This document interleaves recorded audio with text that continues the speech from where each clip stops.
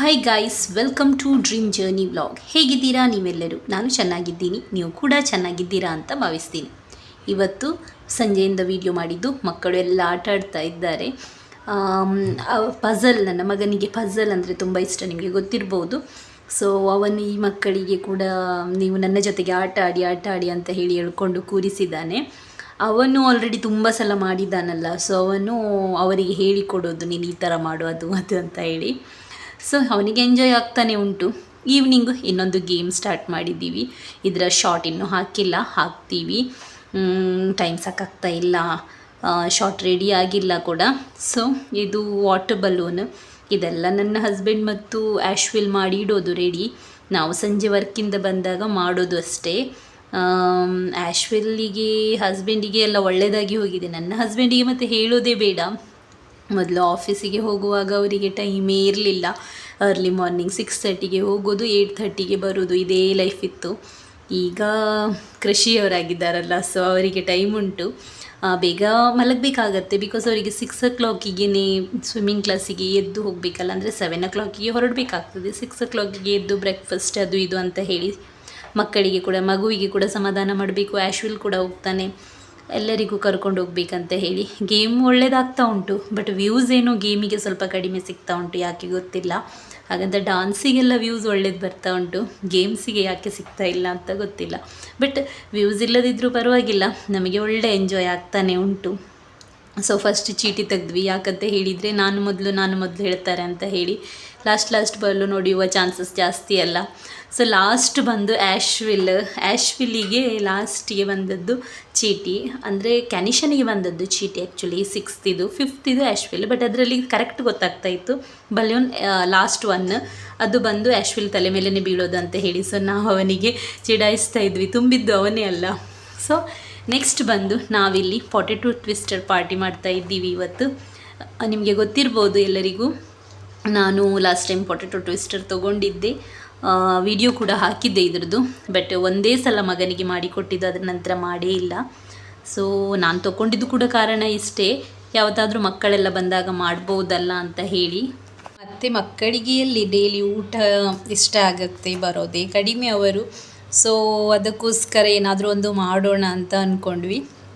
So ಇವತ್ತು potato twister.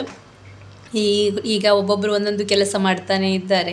ಮೇಯೋನೆಸ್ ಎಲ್ಲ already ಇತ್ತು, ಬಟ್ ಪೊಟೆಟೊ ಕಡಿಮೆ ಆಯಿತು. ನಾನು ನೋಡಿರಲಿಲ್ಲ ಮನೆಯಲ್ಲಿ ಎಷ್ಟುಂಟು ಅಂತ ಹೇಳಿ. 1 kg ಮಾತ್ರ ತೊಗೊಂಡು ಬಂದಿದ್ದೆ, ಮನೆಯಲ್ಲಿ ಸ್ವಲ್ಪನೇ ಇತ್ತು. ಎಲ್ಲರಿಗೂ ಪೊಟೆಟೊ ಟ್ವಿಸ್ಟರ್ ಅಂದರೆ ಇಷ್ಟ ಅಲ್ಲ ಮಕ್ಕಳಿಗೆ, ಮತ್ತು ಅಡುಗೆ ಮಾಡುವ ಟೈಮಿಂಗ್ ಕೂಡ ಇರಲಿಲ್ಲ. ಸೊ ಎಲ್ಲರೂ ಪೊಟೆಟೊ ಟ್ವಿಸ್ಟರ್ ತಿಂದುವೇ ಮಲಗುವ ಆಪ್ಷನ್ ಇತ್ತು. ಸೊ ನಾನು ಮತ್ತು ಆಶ್ವಿಲ್ ಕೊಲ್ಪದ ವೇಲಿಗೆ ಹೋಗಿ ಪೊಟೆಟೋಸನ್ನು ತೊಗೊಂಡು ಬರಲಿಕ್ಕೆ ಹೋದ್ವಿ. ನಾನು ಇಳಿದಿಲ್ಲ, ಅವನು ಹೋಗಿ ತೊಗೊಂಡು ಬರ್ತಾನೆ ಅಂತ ಹೇಳಿದ.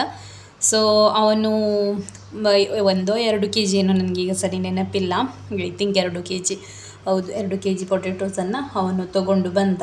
ಅದರ ನಂತರ ಅಲ್ಲಿ ಆಲ್ರೆಡಿ ರೆಡಿ ಮಾಡ್ತಾನೆ ಇದ್ದರು. ನಾವು ಹೊರಗಡೆ ಮಾಡ್ತಾ ಇದ್ದೀವಿ ಇವತ್ತು. ಯಾಕಂತ ಹೇಳಿದರೆ ಲಾಸ್ಟ್ ಟೈಮ್ ಪೊಟೆಟೊ ಟ್ವಿಸ್ಟರ್ ನಾನು ನಮ್ಮ ಚಿಕ್ಕ ಡೈಲಿ ಯೂಸಸ್ ಗ್ಯಾಸ್ ಮೇಲೇ ಮಾಡಿದ್ದು, ಒಲೆ ಮೇಲೆ. ಒಲೆಯ ಬೆಂಕಿ ಸಾಕಾಗ್ತಾ ಇರಲಿಲ್ಲ, ಮತ್ತು 2 ಪೊಟೆಟೊ ಟ್ವಿಸ್ಟರ್ ಹಾಕುವಾಗ ಎಣ್ಣೆ ತಣ್ಣಗಾಗ್ತಾನೆ ಇತ್ತು. ಆಶ್ವಿಲ್ ಕೂಡ ಒಂದು ಸಲ ಪೊಟೆಟೊ ಟ್ವಿಸ್ಟರ್ ತೊಗೊಂಡು ಹೋಗಿದ್ದ ಮನೆಯಲ್ಲಿ ಟ್ರೈ ಮಾಡಲಿಕ್ಕೆ, ಅಲ್ಲಿಗೆ ಅವರಿಗೂ ಕೂಡ ಸೇಮ್ ಪ್ರಾಬ್ಲಮ್ ಆಗಿತ್ತಂತೆ. ಇಲ್ಲಿ ನೀತನಿಗೆ ಹ್ಯಾಂಡ್ ಕಟ್ಟಾಗಿದೆ. Neeta potato twister machine use ಮಾಡ್ತಾನೆ ಇದ್ಲು. ಏನಾಯಿತು ಗೊತ್ತಿಲ್ಲ, ಸಡನ್ನಾಗಿ ತಾಗಿದೆ ಅಂತೆ, ಸರಿ ನೋವಾಗ್ತಾ ಉಂಟಂತೆ. ಅವಳು ಇದು ಮೊದಲು ಕೂಡ ಯೂಸ್ ಮಾಡಿದ್ದಾಳೆ ಪೊಟೆಟೊ ಟ್ವಿಸ್ಟರ್, ಏನಾಯಿತು ಗೊತ್ತಿಲ್ಲ, ಸಡನ್ನಾಗಿ ತಾಗಿದೆ. ಸೊ ಎಲ್ಲರೂ ತಿಂತಾ ಇದ್ದಾರೆ. ಮಯೋನೀಸ್ ಕೂಡ ಮುಗಿಸಿ ಬಿಟ್ಟಿದ್ದಾರೆ ಇವರು. ನಾನು ಡಿಮಾರ್ಟಿಂದ ತಂದದ್ದು ಒಂದು ಅರ್ಧ ಪ್ಯಾಕೆಟ್ ಏನೋ ಇತ್ತು. ಸಾಸ್ ಎಲ್ಲ ಮುಗಿಸ್ತಾನೆ ಇದ್ದಾರೆ. ಒಳ್ಳೆ ಖುಷಿ ಆಯಿತು ಮಾತ್ರ. ಪೊಟೆಟೊ ಟ್ವಿಸ್ಟರ್ ಒಳ್ಳೇದು ಬರ್ತಾಯಿತ್ತು, ಯಾಕಂದರೆ ಒಲೆಯ ಫೇಮ್ ಸರಿ ಇತ್ತಲ್ಲ, ಫ್ಲೇವರಲ್ಲ ಫೇಮ್ ಸರಿ ಇತ್ತು. ಸೊ ನೀತನಿಗೆ ರೆಸ್ಟ್, ನೀತ ಸ್ಪ್ರೆಡ್ ಮಾಡಿ ಕೊಡ್ತಾ ಇದ್ಲು. ಹಸ್ಬೆಂಡ್ ಟ್ವಿಸ್ಟರಲ್ಲಿ ಮಷೀನಲ್ಲಿ ಯೂಸ್ ಮಾಡಿದೆ, ನಾನು ಫ್ರೈ ಮಾಡ್ತಾಯಿದ್ದೆ. ಒಳ್ಳೆ ಗಜನಿ ಥರ ಆಗ್ತಾಯಿತ್ತು ನನಗೆ, ತುರಿಸ್ಕೊಳ್ಳುವಾಗೆ ಎಲ್ಲ ಕಡೆ ಉರಿ ಬರ್ತಾಯಿತ್ತು. ಸೊ ನಾವು ಹೊರಗಡೆನೇ ಮಾಡಿದ್ದು ಒಳ್ಳೆಯದಾಯಿತು, ಎಲ್ಲ ಕಡೆ ಬಿದ್ದಿದೆ.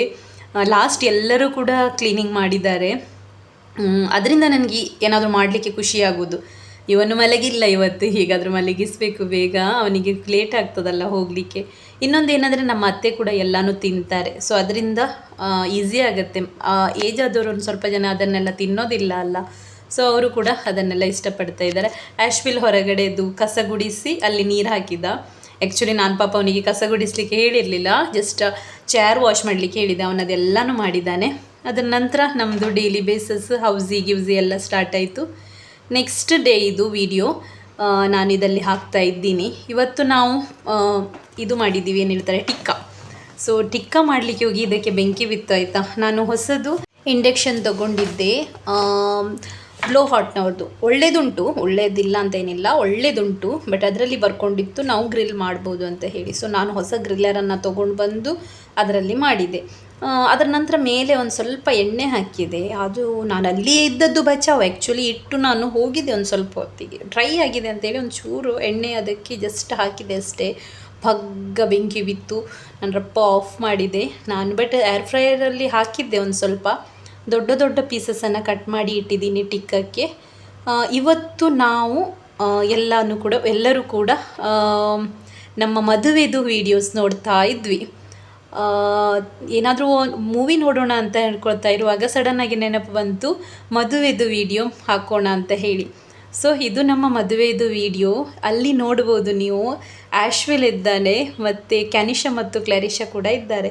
ಸೊ ಕ್ಲಾರಿಷಾ ನಮ್ಮ ಮನೆಗೆ ಮದುವೆ ನಂತರ ಫಸ್ಟ್ ಟೈಮ್ ಬರೋದು. ಇವರಿಗೆ ಅದು ಇಷ್ಟು ದೊಡ್ಡ ಆಗಿದ್ದಾರಲ್ಲ, ಅವರಾಗ ಚಿಕ್ಕದಿದ್ರಲ್ಲ, ಏನು ಜೋರು ನಗೆ ಇವರಿಗೆ, ಅವರು ಹೇಗೆಲ್ಲ ಡ್ಯಾನ್ಸ್ ಮಾಡ್ತಾರೆ ಅಂತ ಹೇಳಿ ಖುಷಿಯಾಯಿತು ಆಗ್ಬೋದು. ತುಂಬ ಅಂದರೆ ತುಂಬ ಖುಷಿಯಾಯಿತು. ಮೊದಲೆಲ್ಲ ಡಾರ್ಕ್ ಲಿಪ್ಸ್ಟಿಕ್ ಹಾಕ್ತಾ ಇದ್ರಲ್ಲ, ನನಗಿನ್ನ ನಾನು ಕೂಡ ನಗಿತಾನೆ ಎಲ್ಲರೂ ಹೇಳ್ತಾಯಿದ್ರು, ಯಬ್ಬೋ ನನ್ನ ಮುಖದಕ್ಕಿಂತ ಡಾರ್ಕ್ ಲಿಪ್ಸ್ಟಿಕ್ ಕಾಣಿಸ್ತಾ ಉಂಟಂತ ಹೇಳಿ. ಆ್ಯಶ್ವಿಲ್ ತುಂಬ ಡಿಫ್ರೆಂಟ್ ಕಾಣಿಸ್ತಾ ಇದ್ದಾನೆ. ಅವ್ರು ನೋಡ್ಬೋದು ನೀವು, ಸೀರೆ ಉಟ್ಕೊಂಡವ್ರು ಅವರಿಬ್ಬರು ಕೂಡ, ಕ್ಯಾನಿಷಾ ಮತ್ತು ಕ್ಲಾರಿಷಾ. ನಾನು ನಮ್ಮ ಬ್ರೈಡ್ ಮೇಡ್ಸ್ ಮತ್ತು ಫ್ಲವರ್ ಗರ್ಲಿಗೆ ಸಾರಿ ಮಾಡಿದ್ದೆ. ನನಗೆ ಒಟ್ಟಾರೆ ಡಿಫ್ರೆಂಟ್ ಆಗಬೇಕಿತ್ತು. ಸೊ ನಾನು ಎಲ್ಲರಿಗೂ ಸಾರಿ ಮಾಡಿದ್ದೆ. ಈ ಮಕ್ಕಳಿಗೂ ಆಗ ಚಿಕ್ಕ ಇರುವಾಗ ಸಾರಿ ಅಂದರೆ ತುಂಬ ಇಷ್ಟ ಇತ್ತು. ಸೊ ಇವರಿಗೆ ಇಷ್ಟು ದೊಡ್ಡ ಆಗಿದ್ದಾರೆ, ಜೋರು ನಗೆ ಆಡ್ತಾ ಇದ್ದಾಳೆ ಇವಳು ಮತ್ತು ಅವರದು ಆ್ಯಶ್ವಿಲ್ ಕೂಡ. ಸೊ ಮದುವೆದು ವೀಡಿಯೋ ಒಂದು ತುಂಬ ಸಲ ನೋಡಿದ್ದೀವಿ ನಾವು, ಬಟ್ ಖುಷಿ ಆಗ್ತದೆ. ಬಟ್ ಎವ್ರಿ ಟೈಮ್ ನಾವೇ ನೋಡ್ತಿದ್ವಲ್ಲ, ಇವತ್ತು ಇವೆಲ್ಲ ಮಕ್ಕಳು ಇಲ್ಲೇ ಇದ್ದರು.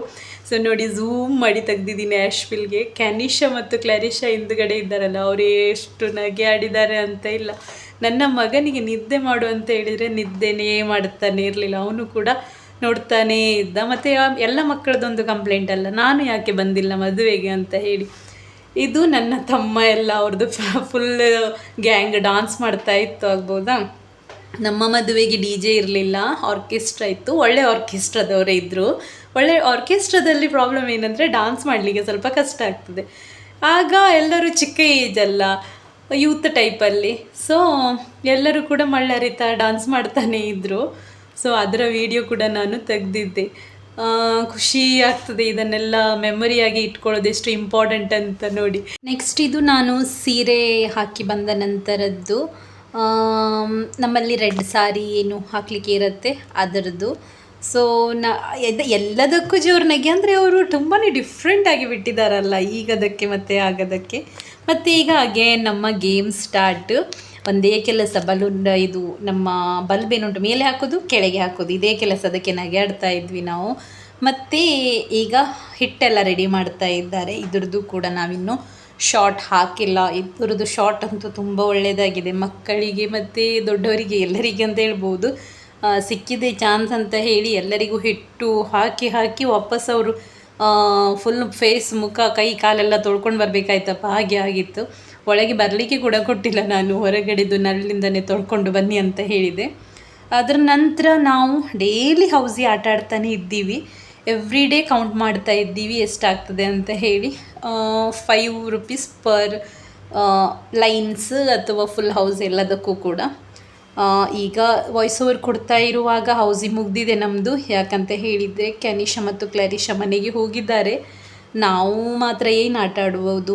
ಆ್ಯಶ್ವಿಲ್ ಇರ್ತಾನೆ ಒಂದು ಸ್ವಲ್ಪ ದಿನ, ಬಿಕಾಸ್ ಅವನಿಗೆ ಇನ್ನೂ ಕೂಡ ಸ್ವಿಮ್ಮಿಂಗ್ ಮುಗ್ದಿಲ್ಲ. ಒಳ್ಳೇದು ಮಾಡ್ತಾ ಇದ್ದಾನಂತೆ. ನಾನು ಹೋಗಿಲ್ಲ, ನಾನು ಹೋಗಬೇಕು 1-2 ದಿನ ಬಿಟ್ಟು. ಹಸ್ಬೆಂಡ್ ಕೂಡ ಮಾಡ್ತಾ ಇದ್ದಾರಂತೆ ಈಗ. ಇದು ನೆಕ್ಸ್ಟ್ ಡೇ ವಿಡಿಯೋ.